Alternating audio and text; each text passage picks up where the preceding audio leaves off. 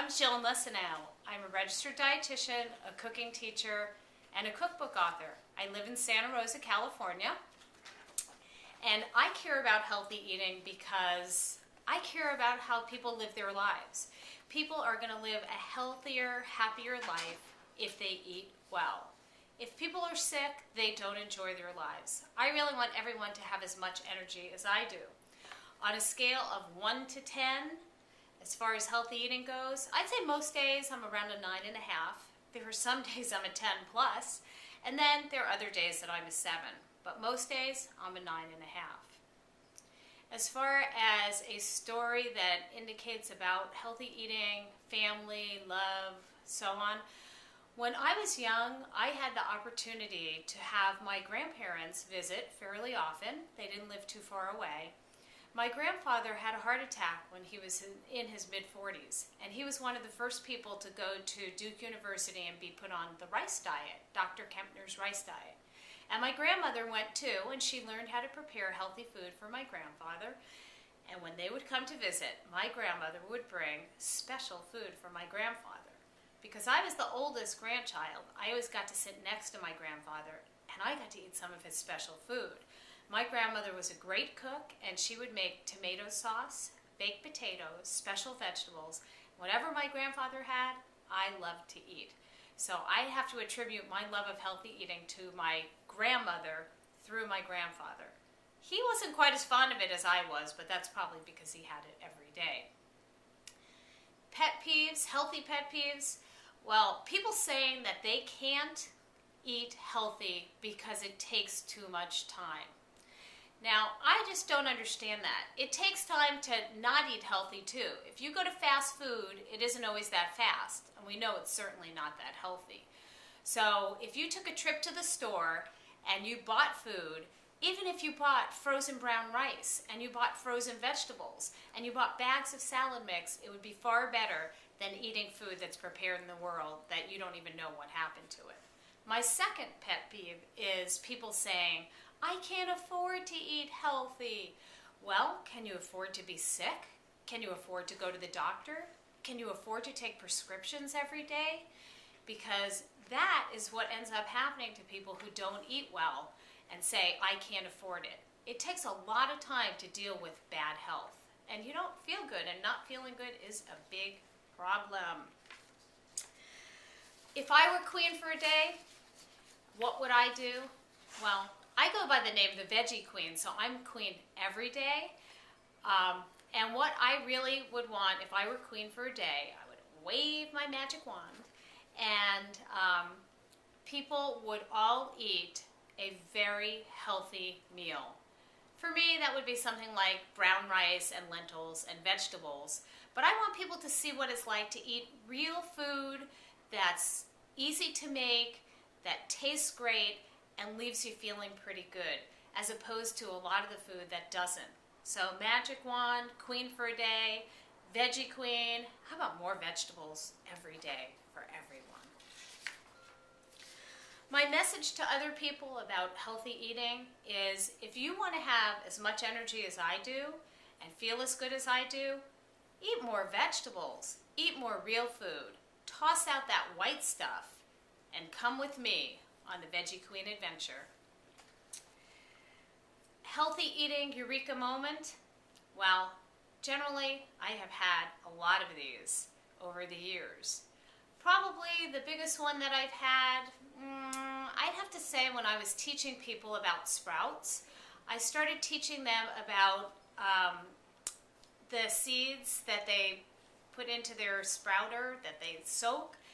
And suddenly I realized while I was doing this that each seed, whether it's a bean, a grain, a nut, or just clover, alfalfa, each one of those contains the nutrition that you would have if you were growing an entire plant. Now that is one nutrition-packed thing. And so I encourage people to sprout, but that aha moment really was something else for me. When I was talking to people and I was like, oh, I got it. I love to share those aha moments. Now, I often try to get people to eat healthy, but I don't do it by talking to them and telling them. I just kind of lead by example. And this is what happened with my husband Rick about 20 years ago. We were first going out, and he loves pizza. He said to me, "Why don't you bring over a pizza and I'll make the salad?" So I came over and he had made a salad. I don't know, maybe I should call it a guy salad. He made iceberg lettuce, a rock hard tomato, a green pepper, and I never eat green pepper, and a cucumber. And he thought he'd done a great job. I never told him otherwise, but honestly, I thought that was like one of the worst salads I ever had. Now, I grew up in a home eating real salad, dark green lettuce, red lettuce. My mother grew vegetables. So what I did was next time when Rick brought the pizza, I made the salad. I used romaine lettuce, I added some onions and carrots and other vegetables, threw in some beans, and Rick liked the salad. In fact, now we fight over who's going to have the most salad for the night. And Rick says that I've turned him into a salad addict. And that's an addiction that I could certainly live with. Oh, my 5 favorite meals to make? Well, I don't know if I could limit it to 5, but I love quinoa. I make quinoa, I use it after I make it, I eat it as is. Making tofu and veggie stir fries is great because I can use whatever is in season. I love lentil soup, many different ways, but probably my favorite lentil soup is Shane's Fabulous Lentil Soup because it's named after my son Shane. I also like to make salads and special salad dressings to go with them. I have one that's called Sweetheart of a Salad that has grapefruit and avocado and a tahini dressing. Let's see, the last one, I love grilled or roasted vegetables, whatever is in season. Those are my 5 dishes that I love to make. Let me see here.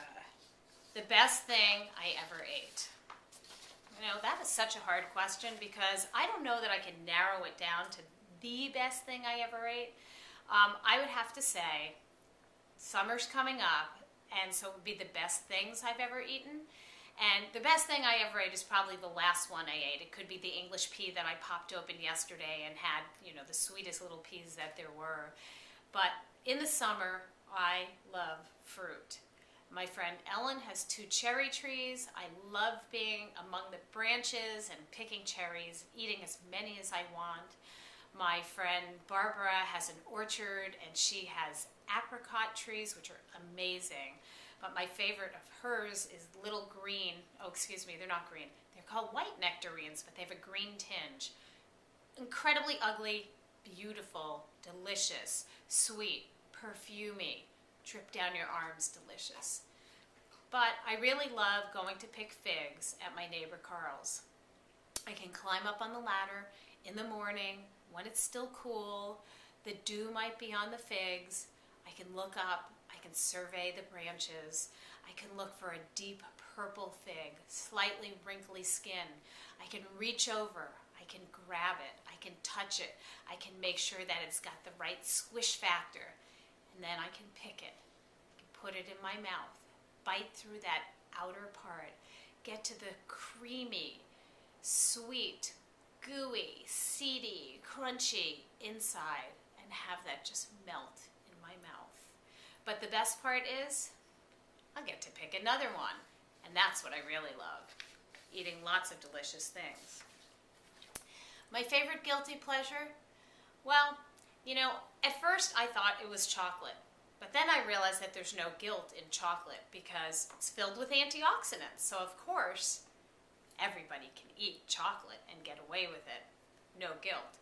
But I really like these little Thai rice packet, noodle packet things that you turn into soup. And for me, that's a guilty pleasure because I didn't make it. I eat them about once a week. I throw lots of fresh vegetables in there, and it's very satisfying and light and delicious. Now, why should you choose me as host for this show?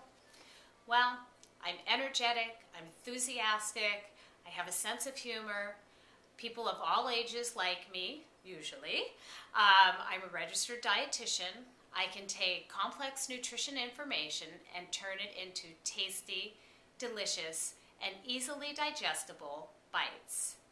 So I hope this gives you enough information. Thank you.